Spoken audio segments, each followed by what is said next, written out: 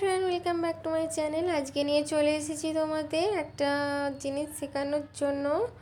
তো দেখে নাও কিভাবে তোমরা করবে, ওয়াশিং মেশিন কিভাবে চালাবে।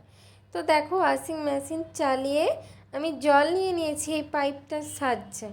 তো জল ভর্তি হচ্ছে এবং ভর্তি হওয়ার পর এটা আমি অন করে দেব সুইচটা। এই যে দেখো, ওয়াশ টাইমার, মানে ওয়াশ টাইম দিতে হবে কতক্ষণের জন্য দেবে।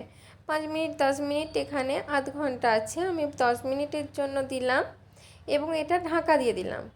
তার মধ্যে অবশ্যই তোমরা যেটা ইউজ করো সার্ফ এক্সেল সেটা দিয়ে দিও। এবং দেখো, কাঁচা হয়ে গেছে। আমি 10 মিনিট পর তোমাদের নিয়ে আসলাম, জলটা ট্রেন করে দিলাম। দেখো, ওটা অন করে এই যে এটা ট্রেন করে দিলাম। তারপরে দেখো, ওটা ওই নলটা পাইপের সঙ্গে সেট করা আছে। আবার আমি জল দিয়ে ভালোভাবে ধুয়ে নেব। দেখো, এটা অফ করে দিয়েছিলাম, আবার এটা ঘোরালাম টাইমারটা।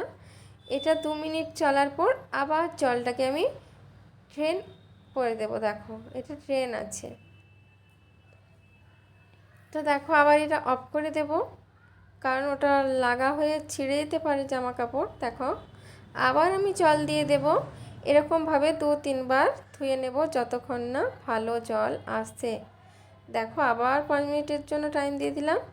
অবশ্যই এখানে ড্রেনটা করেছিলে, জলটা বের করে দিয়েছিলে, ওটা অফ করতে হবে, নাহলে সব জল আবার বেরিয়েই যাবে। এরকম ভুল অনেকের হয়। দেখো, আমি ওটা অফ করে দিয়েছি। দেখো, আবার ট্রেন করে দিলাম, এটা অন অফ করে দিলাম। দেখো, এভাবে আমি ভালোভাবে ধুয়ে নিলাম। তারপরে দেখো, এরপর আমি শুকনো করে নেব জামা কাপড়গুলো। বুঝতেই পারছো, বর্ষাকাল, জামা কাপড় সেরকম শুকনো হয় না। এটাতে করে দিলে একটু বাতাসে রাখলে তুমি ব্যবহার করতে পারো। দেখো, কোনো সাইডে যেন ফাঁক না থাকে, সেরকম অবস্থায় দিয়ে ঢাকনাটা অবশ্যই লাগাবে। এবং এটা আমি 5 মিনিটের জন্য দিয়ে দিলাম। দেখো সুইচটা। তো দেখো, এটা 5 মিনিট পর আমি তোমাদের দেখাই।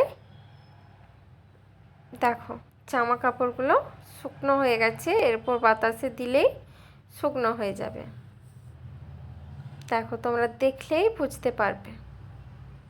দেখো, তো এই ছিল আজকের ব্লগ। টাটা, দেখা হচ্ছে নেক্সট ব্লগে। কমেন্ট করে জানিও। টাটা।